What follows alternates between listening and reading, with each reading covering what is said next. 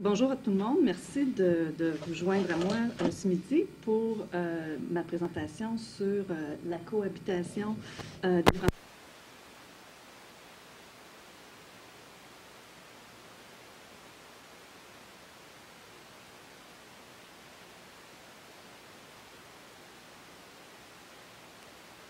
une mise à jour des informations sur le projet de recherche que j'ai mené avec Monica Heller dans le nord de l'Alberta, parce que, comme nous le disons depuis 2 ans, malgré le ralentissement économique partout sur la planète, incluant au Canada, l'industrie du pétrole roule toujours. Et cette semaine, si vous portez attention aux activités de Radio-Canada National, il y a plusieurs émissions qui sont diffusées de Calgary, parce que même s'il y a eu moins de gens qui venaient vers l'ouest depuis 2008, là, c'est reparti, mais on manque toujours de travailleurs spécialisés. Alors ça, c'est l'histoire habituelle pour l'ouest, c'est de ça dont je vais vous parler, mais en me concentrant plus spécifiquement sur les franco-mobiles. Alors, je dois vous dire tout de suite, qu'est-ce que c'est qu'un franco-mobile?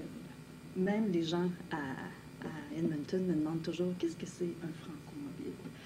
La mobilité des francophones au Canada, elle est de plus en plus acceptée, elle est de plus en plus étudiée, elle est de mieux en mieux comprise, mais pendant longtemps, on a pensé les francophones au Canada comme étant localisés, ancrés dans des territoires bien précis, dans des portions de territoire bien précises, et on a beaucoup parlé des francophones, des bastions traditionnels de la francophonie au Canada.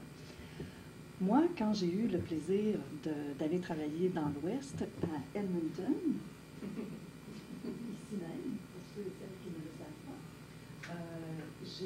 je me suis rendu compte que, premièrement, il y avait des francophones là-bas. Et même si je suis moi-même francophone, je n'étais pas particulièrement au fait de l'existence de cette communauté très, très vibrante. Il y a des francophones, il n'y en a pas une quantité industrielle, mais c'est une communauté qui fonctionne bien. C'est une communauté où le système d'école en français est disponible dans plusieurs villes. Donc, je me suis rendu compte que, bon, il y avait beaucoup de francophones sur place, mais il y avait surtout beaucoup de monde qui allait et qui venait dans l'Ouest. Et parmi eux, moi, je me suis intéressée avec Monica Heller à ceux qui parlent français, parce qu'on savait que beaucoup des gens qui viennent travailler dans l'Ouest viennent de l'Est. Pendant longtemps, les gens venaient de... C'était pas des franco-mobiles, c'était des mobiles tout court. Il y a eu pendant longtemps tout un contingent de Terre-Neuviens qui venaient travailler dans l'Ouest parce que l'économie de Terre-Neuve n'était pas particulièrement florissante. Maintenant, ce n'est plus pareil, parce que depuis qu'on a découvert du pétrole à Terre-Neuve, maintenant, dans l'Ouest, les Terre-Neuviens qui y sont, ce sont des Terre-Neuviens qui y sont depuis longtemps. Le flot de la cohorte de Terre-Neuviens a beaucoup diminué. Le flot de migration, le flot de déplacement de Terre-Neuve est beaucoup moins remarquable que ce qu'il a déjà été. Mais par contre, il y a beaucoup de gens, et ça, ce sont des franco-mobiles, il y a beaucoup de gens qui viennent du Nouveau-Brunswick, de la Nouvelle-Écosse, et ça depuis les années 1990. Quand l'industrie de la pêche s'est effondrée dans l'Est, ça a correspondu à peu près à la période où le gouvernement fédéral a abandonné la réglementation qui faisait en sorte que l'industrie du pétrole, il y avait des redevances. Vous savez, M. Trudeau avait imposé ça et les Albertains en parlent encore. Ils viennent rage de noir quand on mentionne ces fameuses redevances qui étaient imposées par le gouvernement fédéral, de sorte que l'industrie du pétrole, le gouvernement albertain, n'avait pas beaucoup d'intérêt à développer l'industrie du pétrole localement parce que la majeure partie des fonds générés par l'exploitation des centres bitumineux, entre autres, étaient envoyés au gouvernement fédéral. Ça a créé beaucoup de tensions, mais dans les années 90, il me semble que c'est 1994, le gouvernement Mulroney a décidé de mettre fin à ce système-là. l'exploitation des sables bitumineux a pris son envol. Et depuis ce temps-là, on aura beau dire, il y a des cycles. L'économie de l'Alberta, l'économie de l'Ouest, en général, c'est une économie de boom and bust. Ça monte très fort, ça redescend très bas, ça monte très haut, ça redescend très bas. Mais le très bas de l'économie de l'Alberta, c'est pas si bas que ça, comparé à l'économie de la Nouvelle-Écosse, comparé à l'économie du Québec, comparé à l'économie de bien d'autres régions au Canada. Donc, depuis les années 1990, on sait qu'il y a beaucoup d'Acadiens, des anciens pêcheurs, qui sont venus travailler dans la région de Fort McMurray, dans le nord de l'Alberta, où les sables bitumineux sont exploités. Alors, les franco-mobiles, les Acadiens, forment un grand contingent de ce que nous appelons les franco-mobiles. À cause de l'exploitation des sables bitumineux, c'est organisé comme beaucoup de projets de développement de mines. Pendant longtemps, les travailleurs étaient transportés par les compagnies de leur lieu de résidence. Par exemple, ils prenaient l'avion à Moncton et ils étaient amenés directement à Fort Mac sur une base régulière. C'est ce qu'on appelle le fly-in, fly-out system. Les compagnies s'occupaient elles-mêmes de transporter les travailleurs. Ce n'est plus le cas, en tout cas pour l'instant, ce n'est plus le cas. Les gens doivent voir à leur propre déplacement. Mais pendant plusieurs années, ces gens-là faisaient la navette entre chez eux et entre leur lieu de résidence et leur lieu de travail. Alors, c'est un gros contingent des franco-mobiles, mais je tiens à vous dire qu'il y a aussi beaucoup de Québécois qui viennent travailler dans. Et ça c'était une découverte pour moi, je ne m'attendais pas à trouver tant de QDQ à Fort Mac, mais il y a beaucoup de gens de la ville de Québec qui viennent à Fort Mac pour toutes sortes de raisons. Je vous en reparlerai un peu plus loin. Alors, les franco-mobiles, c'était nécessaire de trouver une étiquette pour parler de ces gens-là, parce que, compte tenu que les gens qui viennent de l'Est pour aller travailler dans l'Ouest ne changent pas d'adresse, ils gardent leur adresse à la maison, ben, ces gens-là n'apparaissent pas dans les statistiques de migration. Ce sont des gens qui, même s'ils passent la plus grande partie de leur vie dans l'Ouest, sont considérés comme des gens qui habitent dans l'Est. Et Statistique Canada et les recensements, quand ils ont lieu, les recensent à leur adresse de résidence. Alors, même si on sait qu'ils sont plusieurs à aller et à venir, ben, toutes les statistiques dont on dispose font en sorte qu'on ne les retrouve pas, ces gens-là. Ils sont inexistants en termes d'analyse statistique. Alors, moi, j'ai proposé, et puis bon, le terme franco-mobile, en fait, je l'ai proposé initialement quand je travaillais avec la marine canadienne, parce que j'ai commencé à me poser des questions sur les gens, justement, comme ça, qui travaillent un peu partout quand j'ai travaillé à bord des navires de la marine canadienne, mais ça, c'est un autre sujet, je vous en parlerai un autre jour.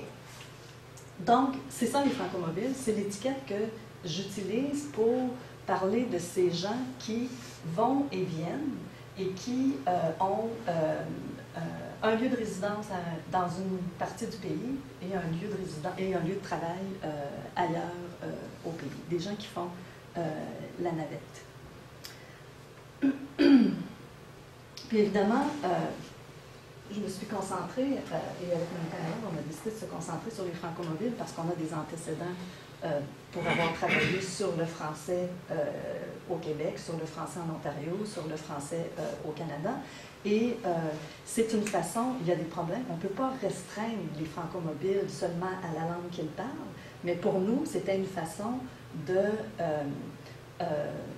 retracer un certain nombre de ces travailleurs mobiles pour essayer de les repérer. Premièrement, ce n'est pas si évident de repérer un groupe relativement cohérent à Fort McMurray, parce que c'est tellement mouvant, ces villes-là, qu'il faut se trouver des critères pour essayer de regrouper les gens. Et nous, on a décidé de le faire à partir d'une base ethno-linguistique. Et bien évidemment, à partir du moment où on utilise un critère, on est pris avec. Et ensuite, il faut en sortir. Puis c'est ça que je vais vous expliquer, comment est-ce que finalement, on est obligé de sortir de notre propre catégorisation des travailleurs.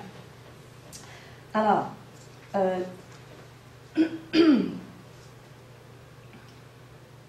alors oui, la tentation est grande de restreindre les franco-mobiles à leur connaissance du français.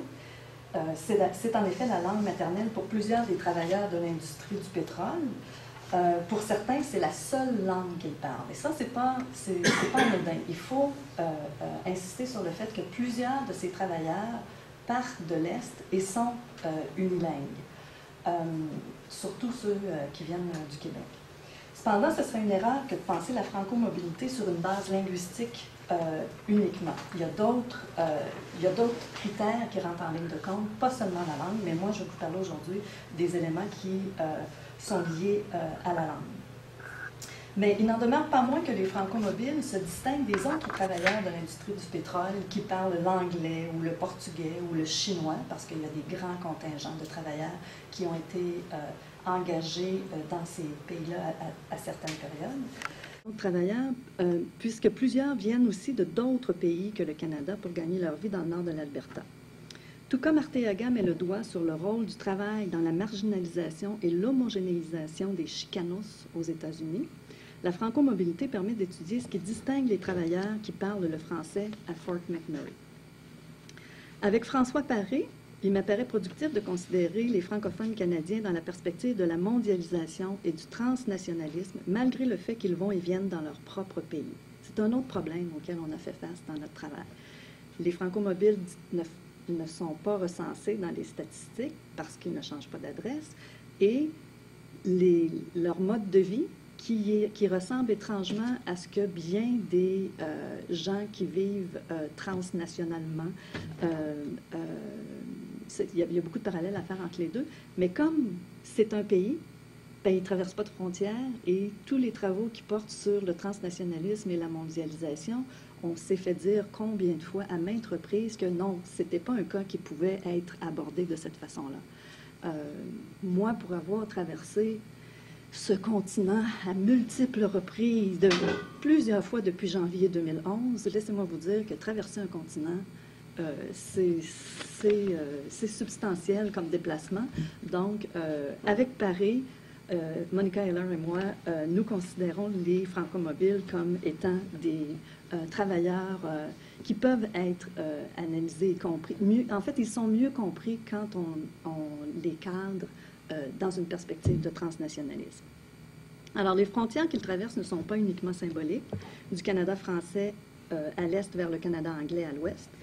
Ils doivent se soumettre à un ensemble de mesures bureaucratiques qui s'apparentent étrangement à l'obtention de documents officiels nécessaires pour passer d'un pays à l'autre. Ainsi, pour se faire soigner ou obtenir un permis de conduire, par exemple, il leur faut montrer patte blanche et s'inscrire dans les registres locaux.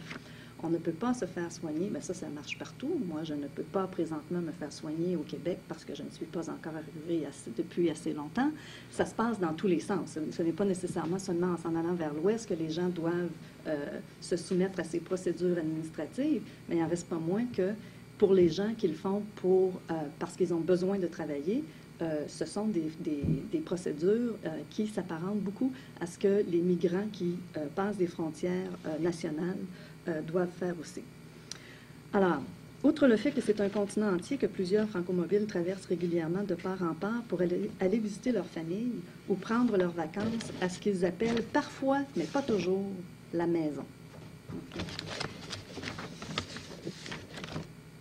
Alors, la recherche que nous avons menée. Pour comprendre le va-et-vient des franco-mobiles de leur lieu d'origine à leur lieu de travail, nous les avons suivis d'un bout à l'autre du pays.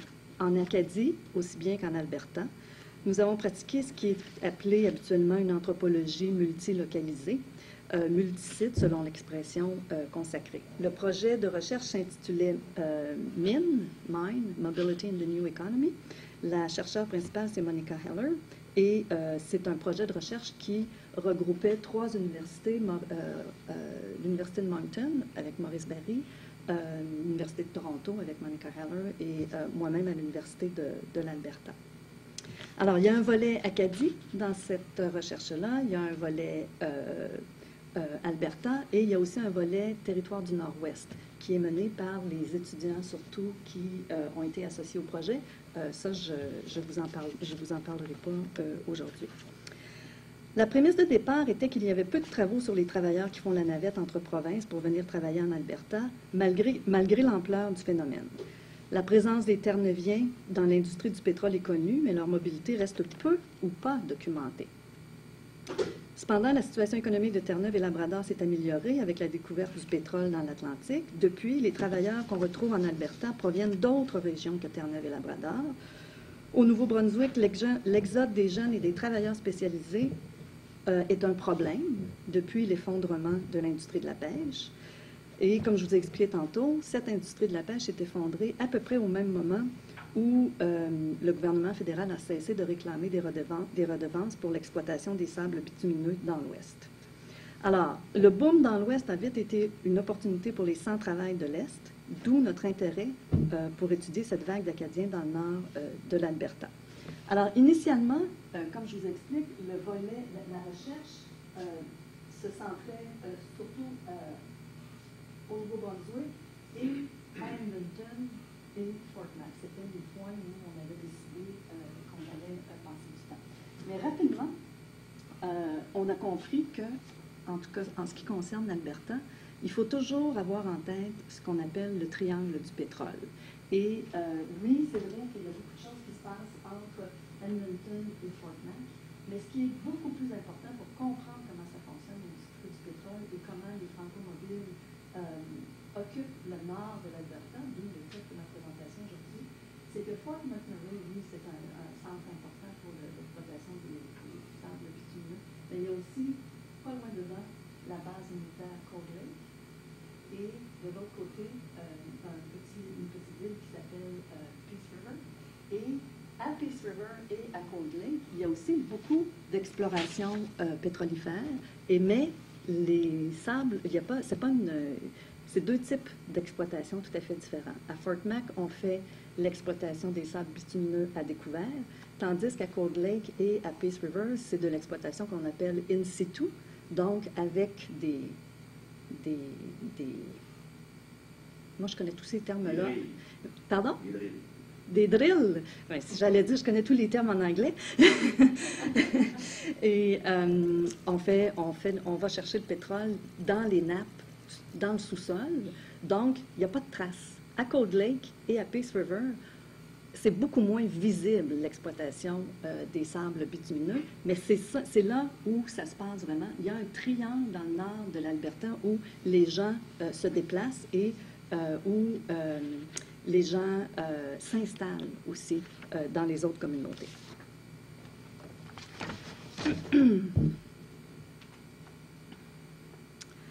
Alors, moi aujourd'hui, je vais quand même me concentrer sur Fort Mac, la face visible de l'extraction pétrolifère en Alberta, puisqu'elle laisse des traces sur un territoire d'envergure. Vous avez tous vu des photos, parce que ça fait de l'effet dans les médias. Le spécialiste de Cold Lake, c'est Gabriel Asselin, qui est maintenant un étudiant, un doctorant ici à l'Université Laval au département d'anthropologie.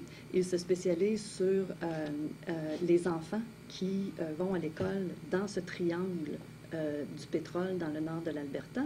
Et il a commencé par travailler avec les familles de militaires, les enfants de familles de militaires. Et maintenant, il étend son étude aux enfants des gens de l'industrie du pétrole parce qu'il y a des liens très, très clairs entre la vie des militaires et le développement de l'industrie pétrolière.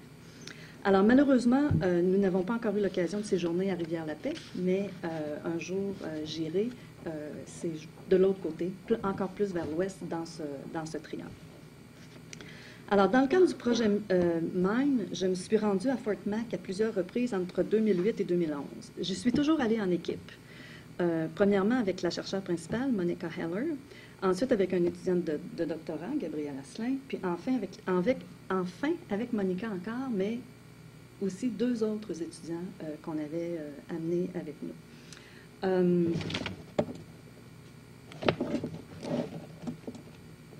C'est une double touche? Avec la flèche. Ah, c'est pour ça que vous avez mis le clavier comme ça, avec la flèche. Moi, je suis Mac, hein? Alors, oups, c'était pas ça qu'il fallait que je fasse. Excusez-moi, Célia, mais...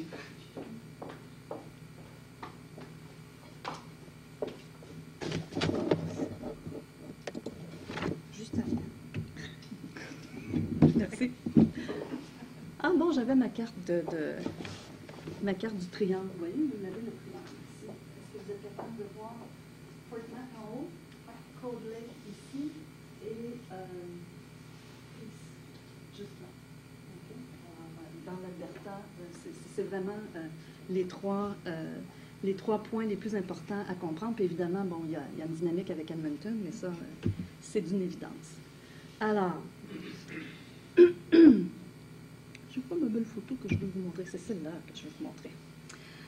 Alors, à chaque fois que nous sommes allés, à chaque fois que je suis allée à Edmonton, j'ai insisté à Fort Mac, pardon, j'ai insisté auprès de mes collaborateurs pour qu'on s'y rende en voiture.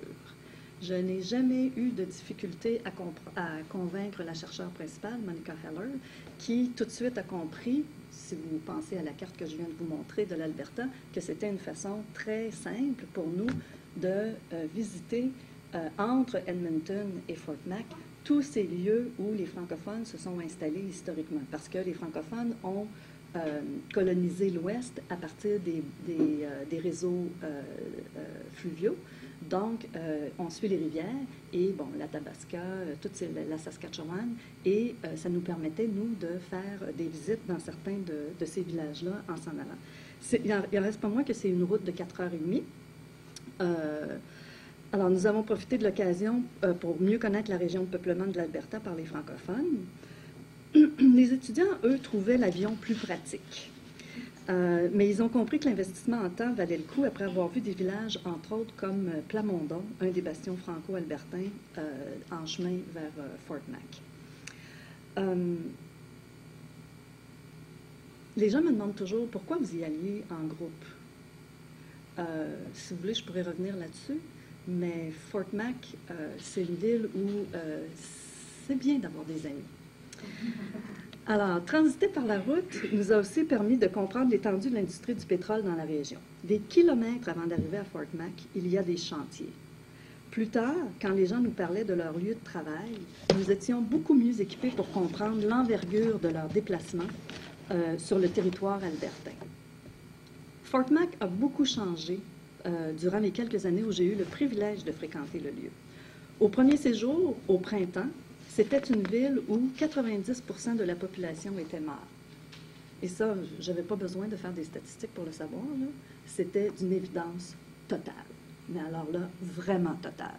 Nous étions, Monica Heller et moi, les deux petites nouvelles dans la ville. Et c'était... il n'y en avait pas de femmes. On était vraiment, vraiment très peu dans la ville. Quand j'y suis retournée, j'ai voulu le faire en hiver pour mieux comprendre l'influence des cycles de production dans l'industrie. Quelques minutes à peine après notre arrivée dans la ville, j'ai alors remarqué qu'il y avait beaucoup plus de femmes sur la rue et dans les magasins, ce qui m'a un petit peu soulagée. Je me suis dit, bon, cette fois-ci, je vais me sentir un peu moins sollicitée. Mais en fait, ça ne m'a pas pris beaucoup de temps. On était très populaires, Monica et moi. En fait, ça ne nous a pas pris beaucoup de temps, Gabriel Asselin et moi, à notre deuxième visite en hiver, pour nous rendre compte qu'il y avait plus de femmes, mais c'était surtout des femmes voilées. Et moi, personnellement, la plus grande concentration de femmes voilées que j'ai vue dans ma vie, c'est à Fort McMurray. Alors, c'est durant notre deuxième visite que j'ai remarqué ça. Pardon? Non, non. Il ne faisait pas tellement froid quand on est allé. Non, il faisait en fait moins 12. Et pourtant, on était là en février, il me semble. Alors non, ce n'était pas le froid, c'était au contraire des contingents de travailleurs différents qui avaient été recrutés. À notre troisième séjour, la ville était visiblement peuplée d'immigrants venus s'installer avec leurs familles. Les politiques de recrutement de l'industrie du pétrole expliquent en grande partie ces changements dans la population. Le système du fly-in, fly-out, sous lequel les compagnies déplacent leurs employés directement des chantiers à leur lieu de résidence, n'ayant plus la cote, les travailleurs se sont installés dans la municipalité de Fort McMurray. Il y a plusieurs catégories de travailleurs à Fort Mac, peu importe la langue. En avril 2009, un de nos participants en distinguait 4. Premièrement, ceux qu'on appelle les résidents de Fort Mac sont pourvus d'une adresse dans la municipalité de Wood Buffalo Fort McMurray. À ce titre, ces travailleurs sont prioritaires pour une compagnie comme Syncrude et donc protégés sur le marché de l'emploi fluctuant. Leur adresse leur donne aussi accès à des services de santé, entre autres. Deuxièmement, il y a les travailleurs dits locaux. Alors, il y a les résidents, il y a les locaux. Les locaux ont une adresse quelque part en Alberta et ils font la navette entre leur lieu de résidence permanent et leur lieu de travail. Ce peut être Edmonton, où vit leur famille à 4h30 de route, mais bien d'autres villes au sud de Fort McMurray. Pour le gouvernement albertain, les travailleurs locaux sont tout aussi importants que les résidents de Fort McMurray. Ils sont donc aussi relativement protégés dans l'industrie. La troisième catégorie de travailleurs est celle de ceux qui sont munis d'un permis de travail. Ils viennent habituellement dans les camps, sur les chantiers, aux alentours de Fort Mac, mais pas dans la ville même. Ils y arrivent en cohorte de plusieurs centaines à la fois. Pour la plupart, ce sont des travailleurs spécialisés, souvent syndiqués, qui viennent dans le nord de l'Alberta par accord intergouvernemental entre les provinces. Le Québec fait partie du lot, et c'est une grande partie des Québécois qu'on retrouve. Plusieurs contingents de travailleurs québécois travaillent dans la région de Fort Mac. Cependant, les Québécois que nous avons rencontrés à Fort Mac, ils sont venus de leur propre chef pour améliorer leur sort et apprendre l'anglais, comme Jeff Fillion les encourageait ouvertement à le faire sur les ondes il n'y a pas si longtemps. Et ça, il faut le dire clairement, c'est la troisième catégorie de travailleurs, ceux qui viennent avec des permis. C'est là où on retrouve le plus de Québécois dans les chantiers, ceux qui viennent, qui sont syndiqués, qui font partie de l'industrie. Mais nous, comme on a travaillé dans la ville comme telle, on a rencontré des cul-de-cul, des Québécois qui sont venus de leur propre chef, et ils sont relativement nombreux eux aussi, et ils n'apparaissent nulle part, compte tenu qu'eux, ils ne viennent pas par des cohortes réglementées par des accords interprovinciaux. Et je fais référence à Jeff Fillion qui encourageait les gens à aller dans l'Ouest pour se trouver du travail et pour apprendre l'anglais, parce que ce sont les gens qu'on a rencontrés qui nous disaient « j'ai fait comme Jeff disait de faire, je suis venu dans l'Ouest, puis ça valait la peine, parce que maintenant, I speak English. Okay? » Alors, c'est assez... Pardon? Oui, mais je suis bien fatiguée aussi. On reviendra là-dessus. Alors, la quatrième catégorie de travailleurs, ce sont les travailleurs saisonniers, les travelers. Ils arrivent avec le beau temps à bord d'un véhicule qu'ils installent dans un camping aux abords de la ville. Plusieurs d'entre eux reviennent depuis de nombreuses années travailler dans la région. Les travailleurs saisonniers ont mauvaise réputation, même s'ils contribuent à l'économie locale qui est souvent à court d'employés. Si une portion d'entre eux est recrutée via les programmes du gouvernement fédéral, par exemple dans le cas des travailleurs agricoles sud-américains, la plupart ne jouissent d'aucune protection et se débrouillent par eux-mêmes d'année en année pour assurer leur propre emploi. Au tout début du 20e siècle, Upton Sinclair a décrit la production de viande dans la région de Chicago comme une jungle que les travailleurs épuisés, ruinés, défaits, quittaient pour se faire engager comme journaliers dans les fermes environnantes. Ces hommes parcouraient l'Amérique du Texas au Manitoba à la recherche de boulots qui leur permettraient de survivre. La plupart sont devenus clochards ou vagabonds, des hobos, et des professional tramps, qui avaient aussi très mauvaise réputation. Et je vais vous lire une citation de Upton Sinclair, parce que je pense que je ne peux pas rendre mieux que lui-même sa propre description de qu'est-ce qu'on disait de ces gens-là qui traversaient le continent justement pour fuir l'industrie de la viande de Chicago. Of these professional tramps, a great many had, of course, been shiftless and vicious all their lives. But the vast majority of them had been working men, had fought the long fight, and found that it was a losing fight, and given up. Later on, ye encounter yet another sort of men who were homeless and wandering, but still seeking work, seeking it in the harvest fields. Of these there is an army, the huge surplus labor army of society. called into being under the stern system of nature to do the casual work of the world, the tasks which were transient and irregular, and yet which had to be done. They did not know that they were such, of course. They only knew that they sought the job, and the job was fleeting. In the early summer, they would be in Texas, and as the crops were ready, they would follow north with the season, ending with the fall in Manitoba. Then they would seek out the big lumber camps where there was winter work. Or failing in this, they would drift to the cities and live upon what they had managed to save with the help of such, or failing in this, and live upon what they had managed to save with the help of such transient work as was there. The loading and unloading of steamships and drafts, the drifting of ditches, the shoveling of snow. If there were more of them on hand than chanced to be needed, the weaker ones died off of cold and hunger, again according to the system of nature.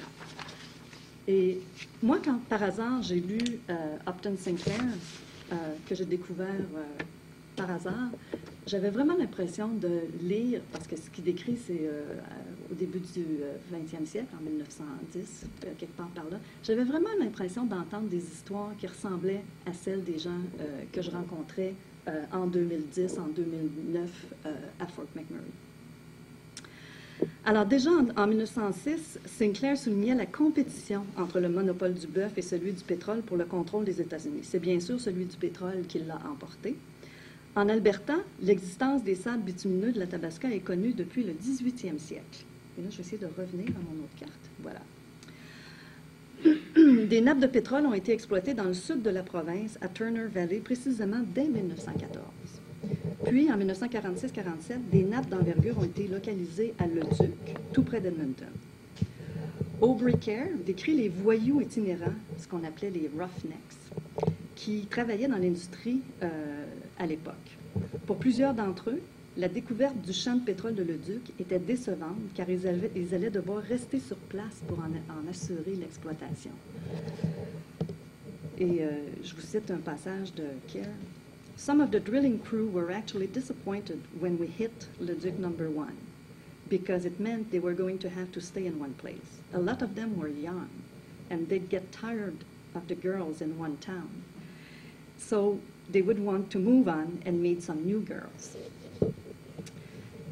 Et un peu plus loin, Kerr dit aussi, the almost overnight change in the area from sleepy farming community to booming oil patch. Suddenly, here's these numbers of men who work 24 hours a day on shift, the fast money, and probably the fellows chasing your daughters. Les filles, c'est toujours un problème dans l'industrie du pétrole. Il n'y en a pas assez ou il y en a trop. Les films de Michael Doe, FUBAR, c'est une abréviation militaire pour, et excusez mon langage, c'est l'abréviation pour Fucked Up Beyond All Repair. Alors, les films de Michael Doe, FUBAR, portent sur ce type de personnage qui serait caractéristique de l'Ouest canadien. Le premier FUBAR a été primé au Festival de films indépendants Sundance à sa sortie en 2002. Dans FUBAR 2, Terry et Dean, les vedettes du premier film, quittent Calgary pour aller faire fortune à Fort Mac. Le film date de 2010 et il peut être vu en vol sur Air Canada. Je vous encourage à voir ce film parce que c'est un film culte dans l'Ouest et c'est un film sur la représentation des gens de l'Ouest sur eux-mêmes et c'est un film très parlant sur Fort McMurray et Calgary aussi. L'arrivée massive de travelers du genre de Terry et Dean à Fort Mac a contribué à la réputation peu reluisante de la ville. Longtemps, les travailleurs de l'industrie du pétrole ont prétendu que ce n'était pas un endroit où élever des filles. En tout cas, pas les leurs. D'où l'installation de femmes et enfants dans les villes du Sud pendant que les hommes travaillaient dans les chantiers. Ou encore, à l'époque du fly-in, fly-out, les allers-retours au bercail dans la péninsule acadienne, où familles, maisons, bateaux restaient. Que les travailleurs vivent maintenant à Fort Mac avec leur famille était donc un résultat de recherche intéressant, quoique surprenant. Je ne peux développer ici les difficultés que cela engendre pour plusieurs des travailleurs du pétrole, pour qui la vie en gang de gars est la norme et le nomadisme un mode de vie pleinement assumé, mais il y a beaucoup de choses à dire. Il y a plein de nos interviewés qui en ont fait des crises cardiaques quand ils ont été obligés de recommencer à vivre avec leur famille. Ça a été un changement de vie absolument drastique pour plusieurs d'entre eux. Alors, on retrouve des franco-mobiles parmi les résistants de Fort McMurray dans le groupe de travailleurs dits local, parmi les travailleurs des chantiers munis de permis et chez les travailleurs saisonniers, les travelers. Dans chacune de ces catégories, il y a des francophones de diverses régions au Canada et les clivages entre Acadiens et Québécois sont reproduits dans la dynamique locale de Fort McMurray. En Alberta en général et à Fort McMurray en particulier, il y a aussi plusieurs franco-mobiles d'origine africaine dont il faut tenir compte. Et ça, je ne vous en ai rien dit encore jusqu'à maintenant. La plupart des franco-mobiles du Nouveau-Brunswick ont tendance à s'inscrire dans la dynamique locale francophone institutionnalisée, par exemple via l'Association canadienne des franco-albertains, l'ACFA. Ils ne participent pas nécessairement à beaucoup des activités proposées par de tels organismes, compte tenu de leur horaire de travail d'une douzaine d'heures par jour, plusieurs jours d'affilée, mais ils connaissent le centre communautaire où loge l'ACFA et leurs enfants fréquentent l'école boréale qui s'y trouve. Jusqu'à 2010, un des services les plus importants offerts par l'ACFA de Wood Buffalo était FrancoJob, un programme de soutien et de placement qui permettait aux travelers francophones d'arriver sur place sans emploi d'en dénicher un.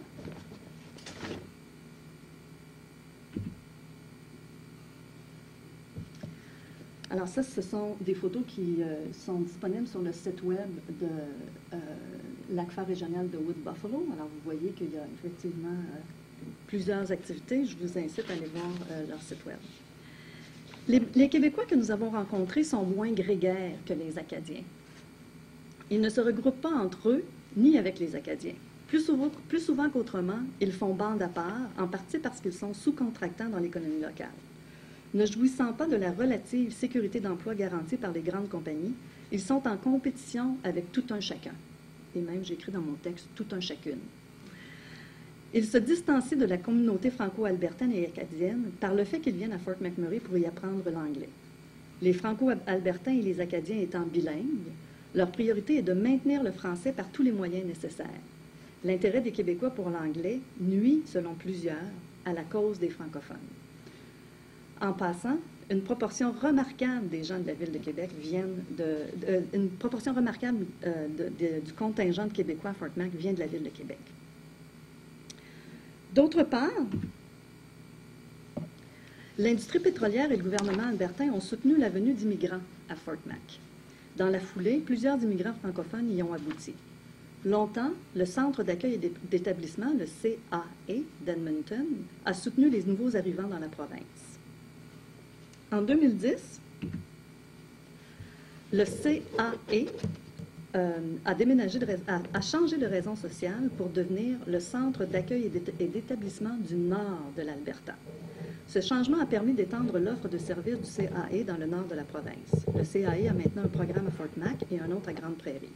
Le CAE de Fort Mac loge dans les bureaux de l'ACFA au centre boréal, où l'école se trouve aussi et où FrancoJob se trouvait aussi.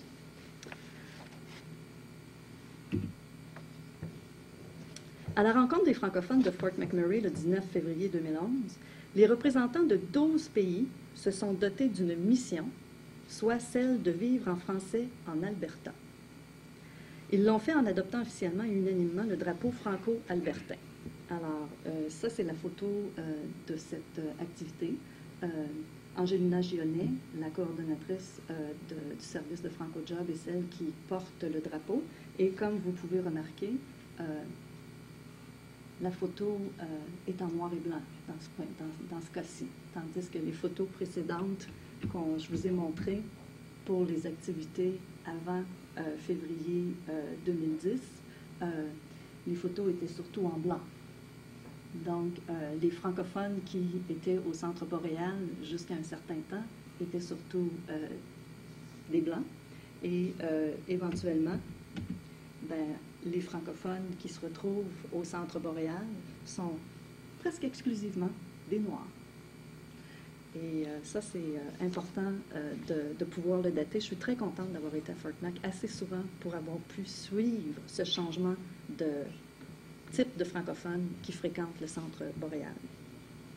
Alors, si on peut se réjouir de la diversité de la communauté francophone à Fort Mac en 2011, il faut tout de même souligner que l'extension du CAE a eu lieu parallèlement à la refonte du programme FrancoJob, dont le budget a été amputé. C'est donc dire qu'il n'y a pas les fonds nécessaires pour offrir des services à tous les francophones à Fort Mac. Apparemment, il faut faire des choix.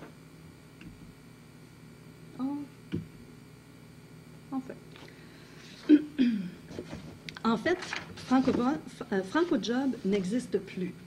En juillet 2011, en pleine période de vacances, le YMCA local à Fort Mac a remporté l'appel d'offres qui avait été lancé et les services aux francophones de la municipalité y seront désormais centralisés.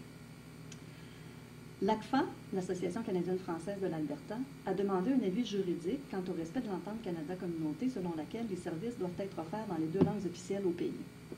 La présidente de l'ACFA, Dolores Nollet, a alors appelé tous les francophones de Fort Mac à demander des services dans leur langue au YMCA. Il reste à voir si c'est possible. Moi, je sais que quand je suis allée au local où loge le YMCA, c'est aussi où il y a la bibliothèque municipale, maintenant à Fort Mac. Et c'est assez intéressant, dans cette bibliothèque, il y a beaucoup de revues, beaucoup de journaux, beaucoup de livres, et il y a plusieurs rayons qui sont vides pour l'instant, en tout cas qui étaient vides en 2010, la dernière fois que je suis allée, et où c'est écrit français. Donc, on a prévu de l'espace pour avoir des livres en français à la bibliothèque, mais pour l'instant, il n'y en a pas. Alors, au moins l'infrastructure est là, mais pour l'instant, il n'y en a pas. Donc, avoir des services de placement pour les FrancoJob, pour avoir des services de placement pour se trouver de l'emploi, il faudra voir si le YMCA va être capable d'offrir cela dans la langue. Alors, les migrants qui passent les frontières et apparaissent par le fait même dans les statistiques officielles obtiennent le soutien qu'ils méritent. Ceux, comme les travelers, qui ne font que passer quand bon leur semble, sont laissés pour compte. Qu'il s'agisse dans bien des cas de citoyens canadiens en bonne et due forme ne fait pas le poids dans la balance car ils ont osé opter pour la mobilité, le nomadisme, diraient certains. D'autre part, cela laisse aussi tous les franco-mobiles d'origine africaine qui viennent à Fort Mac, après avoir vécu ailleurs au pays, sans service pour leurs besoins particuliers. Ils ne sont ni migrants, ni vagabonds, mais, dans la plupart des cas, ingénieurs, enseignants, fonctionnaires. Et ça, c'est un clivage important. Les franco-mobiles noirs à Fort Mac ne sont pas dans les mêmes catégories de travail que les franco-mobiles blancs. Parmi les gens que nous rencontrons à Fort Mac, ceux qui travaillaient déjà pour des compagnies comme Irving à Saint John, au Nouveau-Brunswick, avant de déménager dans l'Ouest, disent haut et fort que leur niveau de vie s'est nettement amélioré, malgré des conditions de travail extrêmement pénibles dans l'industrie du pétrole. Ils disent avoir découvert l'espoir d'une vie meilleure, ne serait-ce qu'à la retraite. Ils trouvent même difficile, quand ils visitent leur famille dans l'Est, de n'entendre que des histoires de chômage et de désespoir parmi leurs amis. Qu'ils soient québécois, acadiens, nouveaux arrivants ou migrants de longue date, tous ces gens réclament le droit au travail décemment rémunéré. Selon Oscar Clack, un ancien maire de la ville de Leduc, où la première grande nappe a été découverte en Alberta, si sa municipalité avait été la 4e ou la 5e ville pétrolière en Alberta, les citoyens auraient su comment gérer l'arrivée fracassante des travailleurs. Le cas de Fort McMurray démontre qu'il y a effectivement amélioration, mais est-ce vraiment suffisant? Chose certaine, la municipalité de Wood Buffalo Fort McMurray a profité du ralentissement économique récent, celui qui semble tirer à sa fin présentement, pour mettre en application le plan de développement dont elle s'est dotée. La construction de logements pour les familles y est en plein essor. Et c'est sur cette base-là que Monica Heller et moi, on a continué à dire que pendant le ralentissement économique, oui, les chantiers d'exploitation pétrolifère semblaient au ralenti, mais pas la construction. Pas la construction dans les villes, pas la construction des prochains chantiers à exploiter. Donc, il y avait encore beaucoup d'activités. Les compagnies pétrolières ont aussi Fort Mac dans leur mire. Suncor et Syncrude ont chacun construit un centre sportif multiplex à chaque extrémité de la ville. Ces compagnies ont aussi jugé profitable d'engager des femmes dans différents corps de métier. Souvent, ces femmes sont spécifiquement échafaudeuses. Plusieurs sont les conjointes de travailleurs d'expérience qui ont été encouragés à prendre pignon sur rue dans la municipalité de Fort Mac pour garder leur priorité d'emploi. Les administrateurs de ces compagnies parlent même ouvertement de l'importance d'avoir la main-d'œuvre complémentaire que les membres d'une famille représentent pour le secteur des services dont les travailleurs du pétrole ont besoin. Les longues files d'attente à l'épicerie parce qu'il n'y a personne pour y travailler sont choses du passé à Fort Mac. C'était un irritant pour l'industrie du pétrole qui a choisi de s'allier à la municipalité pour y attirer des familles. C'était fascinant. Hein? À Fort Mac, là, on pouvait attendre 3 quarts d'heure pour pouvoir payer son sac d'épicerie parce qu'il y avait une personne et tous les travailleurs qui arrivaient en même temps par autobus complet qui étaient débarqués devant les épiceries. Alors, les gens ne pouvaient pas se nourrir chez eux parce que ça leur prenait un temps fou pour aller attendre de payer leur épicerie. Ça créait des habitudes de vie très, très, très particulières. Je n'ai jamais vu autant de familles dans les restaurants que ce que j'ai vu à Fort Mac. Dans les bars, des familles entières avec les enfants, les enfants dont on change les couches à table parce que les gens mangent dans les restaurants beaucoup plus souvent qu'ailleurs. Cependant, les travailleurs d'expérience que nous rencontrons parmi les franco-mobiles soulignent que Fort Mac est obsolète dans l'industrie. Selon eux, les chantiers sont maintenant de plus en plus éloignés de la municipalité et ils prédisent le retour des chantiers et du fly-in, fly-out à plus ou moins longue échéance. S'ils ont raison, c'est donc dire qu'une ville comme Fort Mac a tout intérêt à polir sa réputation pour se réinventer en périphérie de l'industrie pétrolifère. Et c'est d'ailleurs pour ça que les complexes multisports construits par les compagnies, de toute évidence, la ville de Fort Mac a dans sa mire les Arctic Games, toutes ces activités où on pourra se recycler dans une forme de tourisme sportif, où on pourra loger des gens. Les travailleurs itinérants comme les travelers n'ont pas leur place dans une ville en pleine réorganisation. Le réalignement des ressources, illustré ici chez les franco-mobiles par l'amputation d'un programme qui leur assurait des services, FrancoJob, vers d'autres programmes plus classiques de soutien à l'immigration, comme le Centre d'accueil et d'établissement du Nord de l'Alberta, n'est donc pas surprenant. Cependant, seul l'avenir dira si les franco-mobiles, toute origine confondue, se côtoieront éventuellement harmonieusement dans le sud de l'Alberta. Je pense que je vais m'arrêter là parce que je pense que je vous ai donné des éléments pour vous indiquer qu'il y a tension et je pense que j'aimerais vous donner la chance de soit faire des commentaires, soit me demander des précisions si vous en avez besoin. Merci beaucoup, Michel. C'est un peu fascinant. Peut-être que certainement il y a des commentaires, des questions autour de la présentation.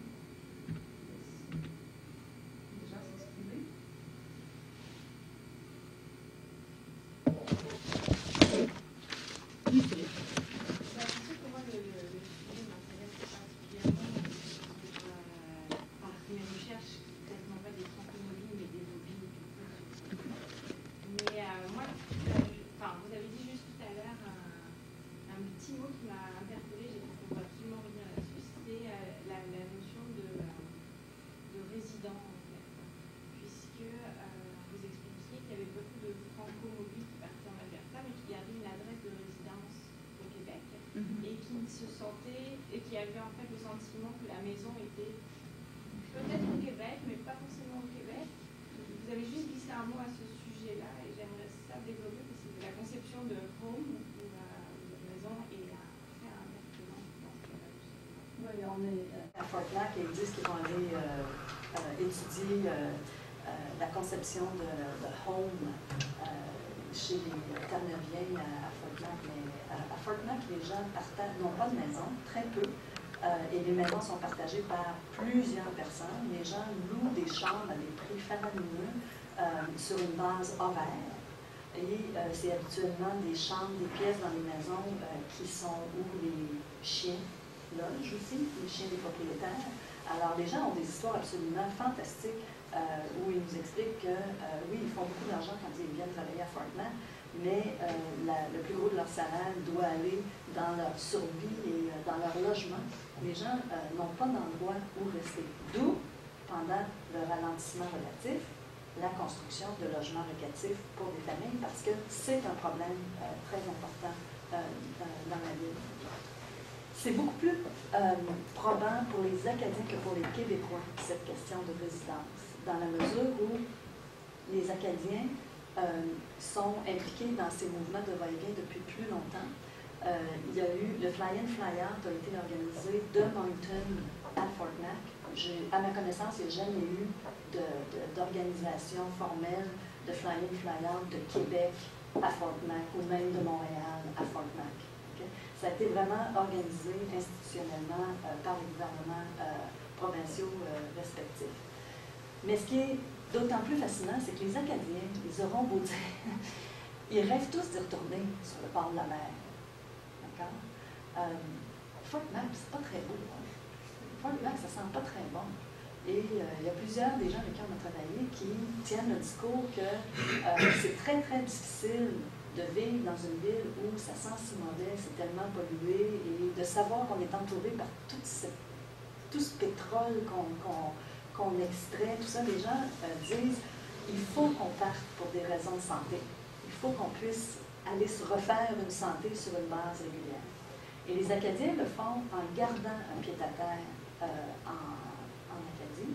Et leur objectif, c'est souvent de dire, ils disent, plusieurs d'entre eux disent, je suis à Fort Mac pour 5 ans et ensuite je retourne à la maison parce que je serai riche et je n'aurai plus jamais besoin de travailler.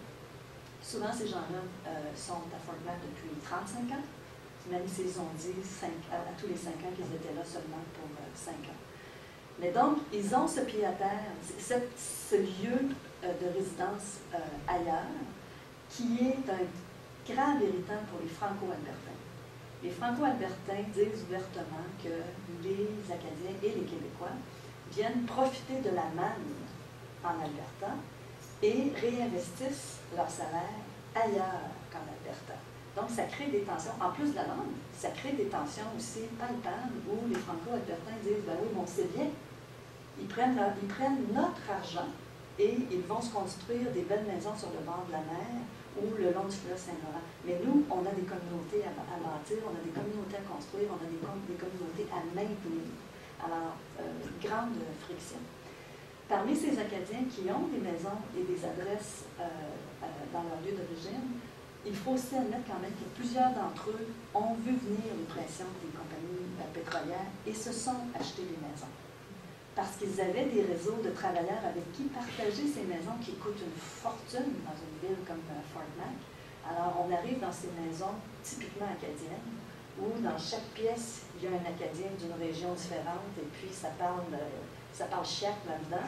Et en fait, on nous fait visiter les maisons rapidement, mais on ne se tient pas dans les maisons. Quand ils reçoivent, les Acadiens reçoivent, comme ils le font en Acadie, dans le garage, où il y a la télé, il y a le frigidaire à bière, les drapeaux acadiens et, en fait, le drapeau acadien qu'il faut signer. Tous les gens qui viennent visiter les Acadiens dans leur garage doivent signer le drapeau acadien. Alors ça, c'est une catégorie de travailleurs qui, sous les pressions des compagnies, parce que les Acadiens travaillent beaucoup pour les grandes compagnies, ont décidé de se prendre une adresse, même s'ils n'avaient pas nécessairement les moyens, et même si ce n'était pas là où ils voulaient vraiment investir, et qu'ils voulaient investir chez eux. Oui. Je vais poser ma question tout de suite, Michel, parce que je dois partir, j'ai des rencontres à partir d'une heure. Une question d'abord, puis la question principale viendra par la suite. Demain, vous intéressez aux francophones d'abord. Vous avez dit qu'il y en avait beaucoup, vous avez dit qu'il y en avait une proportion importante par rapport, j'imagine, au contingent principal de la population qui est formé d'anglophones, mais vous ne nous avez pas donné de nombre, ni n'avez spécifié ces proportions. De combien de francophones on parle exactement dans la région de Fort McMurray, par exemple? On ne sait pas. On n'en a aucune idée. Et oui, mais disons qu'un aperçu, là, même de visu. On ne sait pas. Mais tout ce qu'on sait, c'est que la ville de Fort Mac a quadruplé en dedans de 7 ans. Ça, je ne les ai pas dans cette présentation-là, mais je pourrais les sortir, les chiffres. Là. Mais tout le concept de shadow population fait en sorte que ni le gouvernement albertain, ni le gouvernement fédéral ne reconnaissent la façon dont la municipalité de Wood Buffalo Fort McMurray recense ses propres citoyens.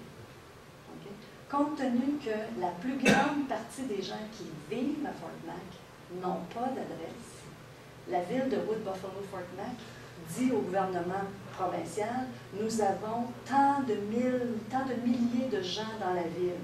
Et moi qui y suis allée, je sais que c'est une ville où il y a beaucoup de monde. Mais même le gouvernement provincial dit, ah, nous allons reconnaître vos chiffres selon ce modèle d'évaluation, toujours 3 ans en arrière. Donc, même une ville, une municipalité qui doit faire en sorte de gérer toute cette population-là, n'arrive pas à faire reconnaître les chiffres qu'il y a. La question principale est un peu la suivante. Fort McMurray, c'est quoi, une cinquantaine de villes de population, ou moins que ça? Officiellement, c'est ça, mais c'est plus 100 000, 150 000. J'ai l'impression que le type de ville qui est fait Fort McMurray, qui est essentiellement basé sur l'économie, vous avez très bien décrite, nous rappelle à un moment donné, bon, le Wild Wild West, on pourrait parler du Wild Wild North, si vous voulez. Mais à un moment donné, vous nous avez comme présenté un discours où des anthropologues venant de l'extérieur, avec une certaine empathie pour les populations locales, disent des uns, ils manquent de services, on ne s'occupe pas des gens. Mais est-ce que les gens réclament vraiment ces services-là? En d'autres termes, est-ce qu'on peut, sur le plan méthodologique, appliquer à une ville de ce type-là, et des villes de ce type-là, il en existe à travers toute la planète, si vous voulez, les espèces de préoccupations qu'on a et qui sont légitimes dans le cas de grandes villes, par exemple, qui sont bâties. Par exemple, à Québec, s'il y a des gens, par exemple, qui viennent s'installer ici, des immigrants, et qui n'ont pas de service dans leur langue, là, à mon avis, quand même, c'est une ville qui est établie depuis longtemps, on a des services, etc. Il y a des masses critiques de population qui font qu'à un moment donné, oui, on est en droit certainement de les accompagner, même dans leur démarche pour obtenir. Mais dans le cas d'une ville comme ça, où les gens, là, les Québécois, par exemple, les culs de cul, comme vous dites, là, ils vont là, je veux dire, si on veut parler, pour se comprendre, ils vont là faire du cash essentiellement pour apprendre l'anglais. Aucune espèce de préoccupation particulière pour les Franco-Albertains. Est-ce qu'on peut, disons, se mettre dans une position, on va dire, les Québécois qui vont là, par exemple, ils n'ont pas les services que, normalement, on est en droit de s'attendre si on est francophone dans le nord d'Alberta. Parce qu'à un moment donné, j'ai comme senti une espèce d'empathie dans votre propos, puis je me suis dit, mais oui, évidemment, théoriquement, on est tous des intellectuels, des universitaires, on est du bon côté, bon, on est un peu à gauche, etc. Mais est-ce que vraiment ce genre de méthodologie-là, non, on est entre nous, je dirais pas ça, c'est 200 personnes ici, mais est-ce que ce genre de méthodologie-là, ou d'empathie, de préoccupation, est vraiment d'adon quand on étudie un milieu sociologique très dur, sans doute, comme celui de Fort McMurray, par exemple? Merci, c'est une excellente question. C'est la première fois en carrière que je me fais dire que je suis de gauche. Je m'étais bien cachée jusqu'à là. J'ai été dévoilée. Mais je me suis dévoilée.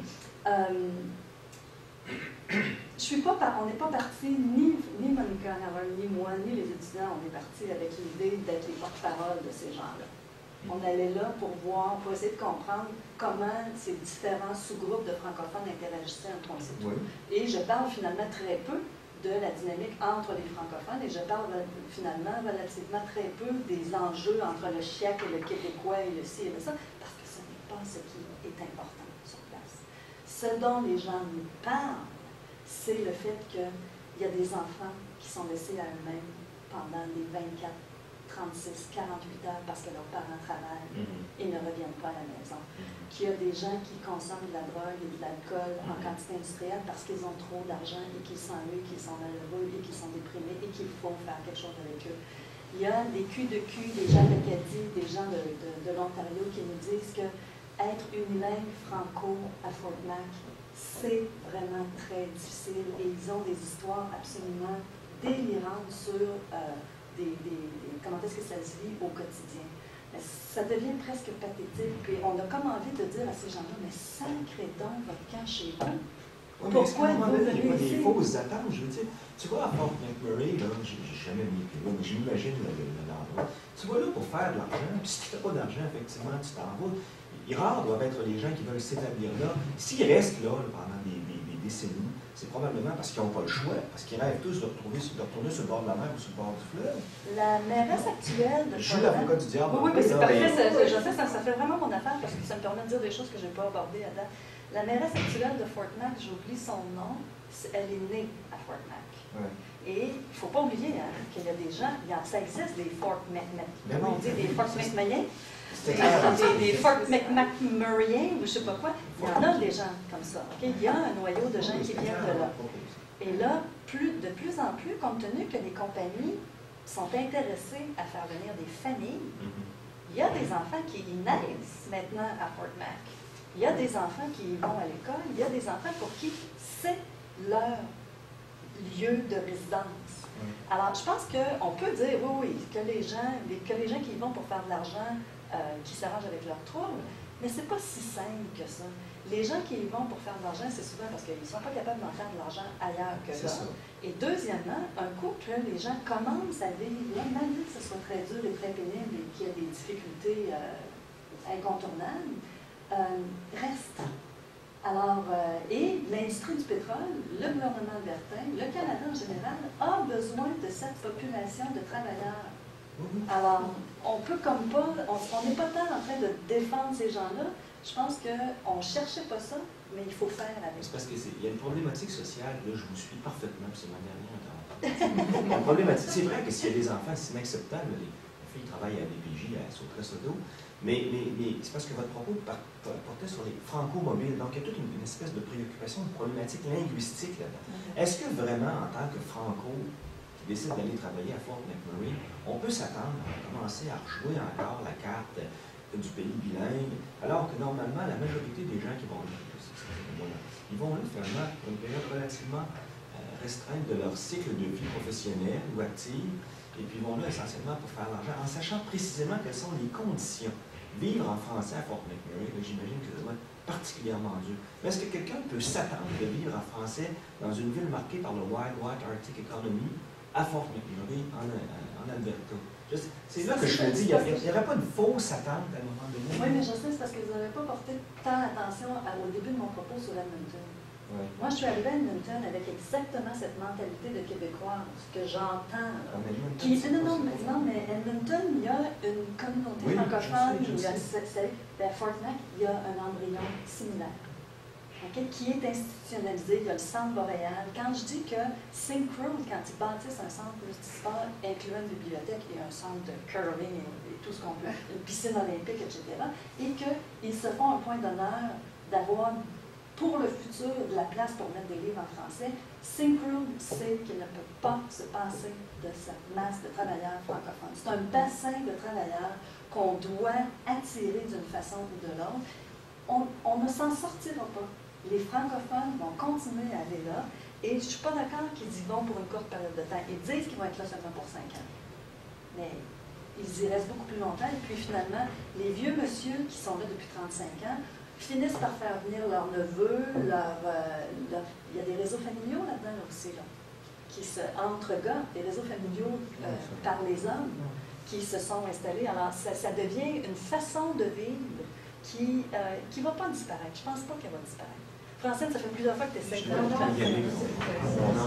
On en reparle. Moi, je me demandais, est-ce que vous avez commencé à vous intéresser au retour, à ceux qui reviennent, puis ce qu'ils racontent? Ah, ben oui, c'est ça. C'est comme les depuis, là, le beau mémoire de maîtrise ou plus, là, tu sais. Ben oui, j'ai pas parlé de ça. Parce que ceux qui vont pour faire de l'argent et apprendre l'anglais, puis disent là je l'ai, puis ils reviennent, puis supposément pourraient se bâtir une belle maison, ceux-là, on en sait-tu quelque chose? Bien, intéressamment, on a eu beaucoup plus de facilité à travailler, à rejoindre les Acadiens. Okay? Les Acadiens gardent contact avec nous autres beaucoup plus facilement. Les Québécois, comme j'ai expliqué, ils font bande à part. Et les Québécois avec qui on est en contact, ben, à un moment donné, ils disparaissent dans la brume. D'accord, des coureurs de bois. Oui, exactement. Ce sont des gens, oui, c'est des coureurs, ben, c'est des filles aussi beaucoup, hein. C'est des coureuses de bois. Et intéressamment, puis aussi, il faut que je dise, bon, je parlais du fait qu'on allait à Fort Mac en équipe. Dans notre équipe, compte tenu de la constitution de l'équipe de recherche, là, il y avait des Acadiens, il y avait des Franco-Ontariens, puis il y avait des Québécois. Et c'est fascinant de voir comment est-ce que les Acadiens ont réussi à trouver des Acadiens à Fort Mac, comment est-ce que des Québécoises ont réussi à trouver des Québécois à Fort Mac, et comment est-ce que des Franco-Ontariens ont réussi à trouver des Franco-Ontariens. Jusqu'à temps qu'on se rende compte que tous ces Franco-mobiles-là, s'ils étaient Acadiens, ils ne voulaient pas parler québécoise, ne voulait pas parler à une franco-ontarienne, et vice-versa. Donc, éventuellement, on a compris que, lui, il a l'air d'un Acadien, c'est toi qui y vas, parce que c'est toi l'Acadien en grec. Voilà. Alors, c'est pour ça qu'on a à la fin, on est allé avec toute la représentation possible qu'on pouvait trimballer à Frontenac pour essayer de garder les liens avec les gens qu'on rencontrait. Mais pour le retour, c'est ça, on est allé aussi beaucoup en Acadie, on a passé beaucoup de temps en Acadie, c'est ça, on réussit à garder une trace de ces gens-là. Il y a des gens, des gens qui nous recevaient dans leur garage, là. Bon, ben là, pendant eux, ils ont décidé de profiter du ralentissement, puis eux, ils ont vendu. Ils ont vendu leur maison, leur garage, puis ils se sont réinstallés en Acadie. Mais moi, je serais prête à parier qu'ils vont y retourner bientôt. Ça serait intéressant, c'est juste un commentaire d'un tout autre forme. J'ai vu, je pense que c'était envoyé spécial, un documentaire sur la vie dans l'Ouest. Bon, puis il y avait des choses sur Fort McMurray. Et je regardais ça en ayant l'impression d'être sur la Lune. Et je pense que ça serait intéressant si tu avais le moyen, parce que les photos ne rendent pas complètement l'ambiance Far West qu'il y a là, et je pense que de voir ça pour nous, c'est pour les gens qui ne connaissent pas le contexte, ça donnerait un petit plus, 2-3 minutes, c'est assez pour réfrigérer. Je suis contente que tu mentionnes, Francine, parce que je le fais sciemment. Je n'en mets pas de ces photos-là parce que ça fait partie de l'imagerie du Far West que je n'endose pas. Que c'est vrai que c'est un monde en soi, mais elles sont tellement diffusées dans les médias, ces images-là. Il y a une excellente exposition au musée McCord sur les photos de l'industrie du pétrole par Kostinsky. Ce sont des photos absolument fascinantes c'est des photos en Russie, partout dans le monde comme ça. Il y en a plein d'imageries de comment est-ce que c'est laid, comment est-ce que c'est pénible, comment est-ce que c'est... oui, je pourrais vous en montrer, mais c'est un autre travail que de prendre des photos de la ville de Frontenac et de lui rendre, et de rendre vraiment ce à quoi ça ressemble. À chaque fois qu'on prenait des photos, quand on se met à les regarder, on regardait ça et on disait, ben oui, mais ça ressemble à Edmonton, ça. Ça ressemble à la banlieue de Toronto, ça ressemble à... Et donc, on se trouvait à perdre notre temps parce que l'imagerie qui porte, c'est l'imagerie de l'exploitation des champs des sables bitumineux. Donc ça, c'est l'industrie comme telle, c'est pas la ville comme telle, tu comprends? Alors on se trouve à... Mais là, c'était la ville, parce que ce dont je parle, c'est la ville. Ouais. Le jardin, mais... Ben, il faut voir Foubert pour ça, parce que Foubert le montre bien. Oui, je voulais savoir, quand tu parlais tout à l'heure, tu disais, bon, les franco-albertains acceptent mal, pas mal, bon, c'est franco-mobile, mais quand tu parles de franco-albertains, ça comprend quoi maintenant? Parce qu'une vieille, des gens qui sont arrivés, je ne sais pas quoi, avec la traite des fous, tu sais, des familles, des gens qui sont là depuis la fin 19e, début 20e siècle en Alberta.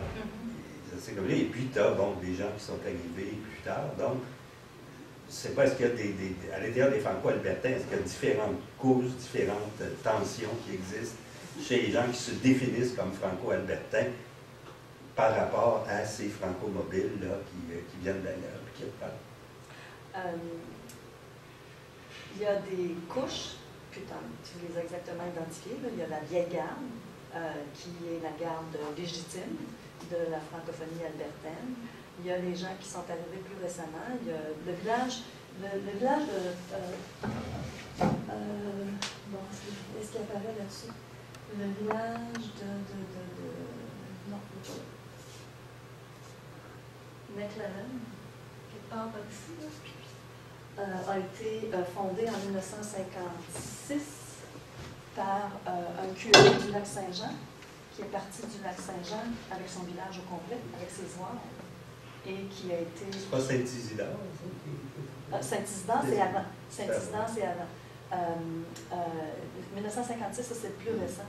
Et puis, donc, ça, c'est des gens qui commencent à faire partie de la vieille garde, parce qu'ils sont là depuis 1956, où l'industrie du pétrole était à peine, c'était des gens qui partaient pour aller faire la ferme, c'était des agriculteurs. Et donc ces gens-là font partie de, ce sont des anciens, mais ils sont presque encore considérés comme des Québécois. Oui.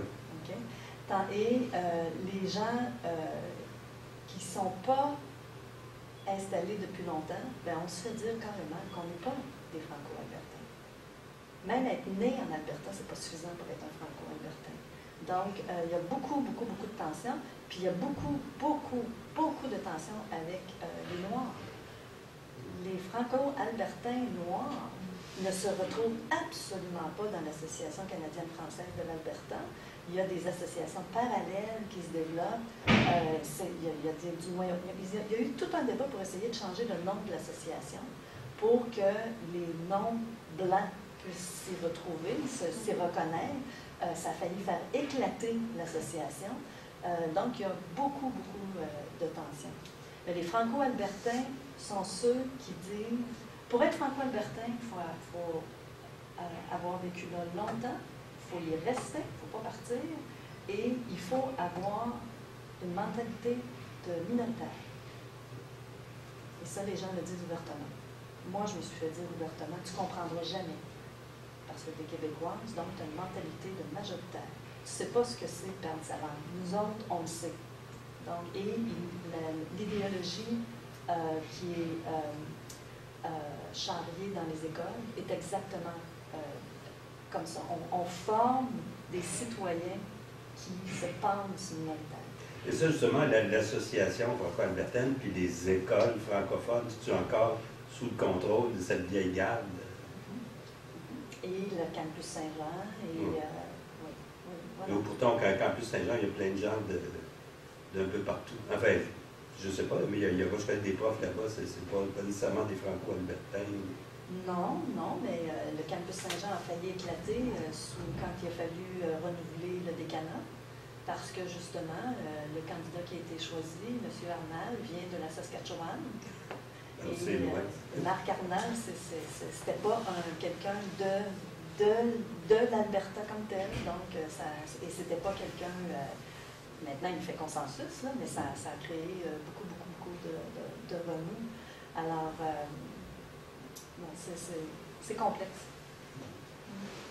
J'ai une autre question à formuler très maladroitement, mais je me demande quel lien on peut faire, ou faire, entre les franco-mobiles et le phénomène plus général de la mobilité des francophones au Canada, et en particulier la question du Québec. Et je pense aux différentes vagues de déplacement vers, par exemple, les États-Unis. Est-ce que, on comprend, moi je crois comprendre qu'il y a une spécificité White North, là, mais au-delà de cette spécificité-là, est-ce que sur le plan, à partir de ta spécialité, on est capable de penser en termes de continuité ou en termes de rupture? Dans les études sur la franco-américanité, oui, on pense de plus en plus en termes de continent. Okay? Pendant longtemps, aller travailler dans l'industrie du textile en Nouvelle-Angleterre, c'était considéré comme une bulle en soi. C'était un moment historique, puis il n'y avait pas bien. Mais en fait, dans les vagues de colonisation de l'Alberta, il y a plein de gens qui ont abouti en Alberta. Il y a ceux qui sont venus par en haut, mais il y a ceux qui sont venus des États-Unis. Voilà. Donc, mais ceux qui sont venus des États-Unis sont surtout restés autour de Calgary. Okay? Tandis que ceux qui sont venus du Canada sont allés plus vers Edmonton. Mais ça, pendant longtemps, ça a été occulté, ça n'a pas été reconnu par ni les historiens, ni les... Puis là, ça commence à être reconnu que finalement, c'est du monde qui circule beaucoup. C'est du monde qui circule depuis des générations. Et puis dans des réseaux, dans des circuits complémentaires, mais pas toujours les mêmes. Ça va aussi en accord avec certaines thèses de Gérard Bouchard sur la mobilité. qui va contre l'image fixe, tu sais, sur la terre, là, tu sais, du Canadien français, mais au contraire, des mobilités et des Canadiens français, mais aussi nord-américains. Oui, oui. Ça va avec ces thèses-là. Puis c'est aussi, il y a aussi Michel Tremblay qui, récemment, dans sa trilogie La traversée des sentiments, La traversée du continent, la trilogie, j'oublie la troisième traversée, là, mais qui a inventé à ces personnages qui ont 40 ans d'existence un passé de l'Ouest. Alors là, tout à coup, même dans la littérature, on retrouve Rihanna et tout ça, ben c'est des enfants qui ont été mis sur le train dans les derniers romans de Michel Tremblay de l'Ouest. Alors c'est tout nouveau, là, ça. Alors ça date de 2-3 ans. Alors ça se passe à tous les niveaux qu'on commence à dire, ouais, mais peut-être que cette idée d'avoir cantonné les francophones dans les territoires, c'était pratique au niveau de la planification langagière, au niveau de la gestion des identités, au niveau de, et l'idéologie, une sorte d'aspect pratique à la chose, mais c'est pas nécessairement, ça ne rend pas nécessairement compte de toutes les facettes. Mais ça, c'est une idée qui a cours chez les géographes ici à Laval, Éric Waddell, il en a tiré depuis longtemps, que les francophones, c'était vraiment voyageaient. Puis eux, bon, peut-être eux sont à l'autre bout déjà depuis toujours, les francophones, des grands voyageurs partout en Amérique, et c'est les élites cléricales, professionnelles, au Québec en particulier, qui les ont fixés, qui ont dit non, vous êtes rattachés à la terre, c'est tout ça, et puis qui ont occulté un peu cette dimension, qui ont essayé, quand les gens vont s'amuser en Nouvelle-Angleterre ou dans l'Ouest, d'organiser là-bas des communautés fixées quelque part, là, à l'image d'idées qui se faisaient, tout ce qui était en partie vrai du Québec, alors qu'en réalité, les gens partaient partout. Puis, moi, c'était notre ancien collègue Huguette Dagenet, qui avait travaillé dans une vie antérieure comme waitress dans un restaurant au Rhode Island, avec un prof à Laval, qui disait, tu vois, je voyais passer à tous les automnes des Québécois qui descendaient en Floride pour aller travailler là-bas, qui parlaient pas, qui n'auraient pas ça pour le Rhode Island dans l'auto, dans le restaurant, puis qui ne parlaient pas un mot d'anglais, puis ils n'avaient aucun problème, on va trouver du travail. Bon. Trouver des choses. Donc, ça existe depuis longtemps. Mais il y a un parallèle, il y a un parallèle justement avec la Floride à faire, moi je pense.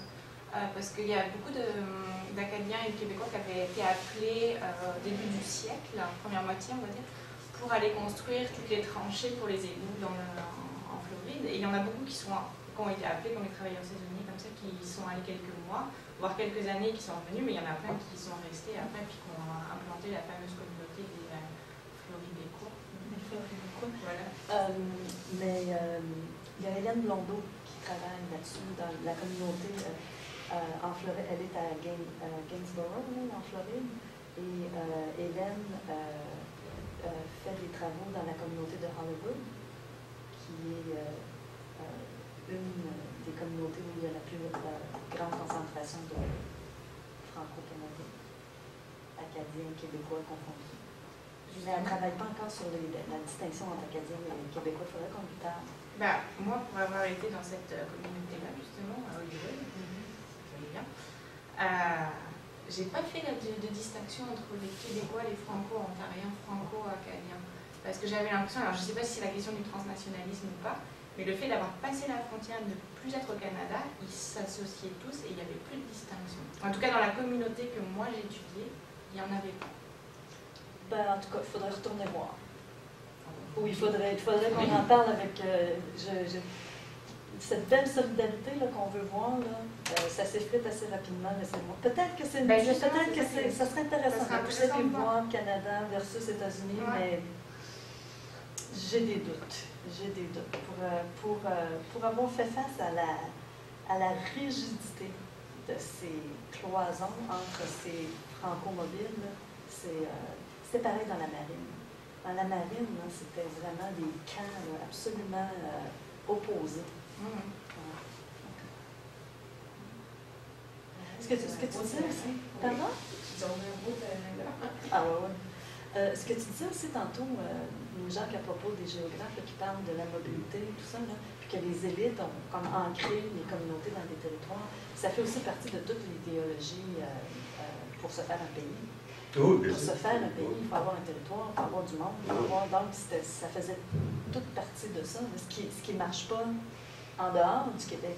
Non, non, c'est sûr. Parce que, justement, il n'y a pas de quête de pays là, pour les Franco. Mais là, au niveau macro-politique, il y a toute cette théorie là, qui dit que la Confédération canadienne, c'était en fait une entente entre la bourgeoisie québécoise, clérico-professionnelle québécoise et les autorités britanniques, canado-britanniques, pour dire, OK, on vous accorde le bilinguisme au Parlement et au Québec, et ça vous donne ça vous donne le contrôle sur la province de Québec. Voilà. Et puis ensuite, avec le bilinguisme, bien, sur les communautés francophones hors Québec, les organiser en persuadant avec le discours scolaire, religieux, etc., ambiant des médias, de dire, voilà, vous êtes des Canadiens français.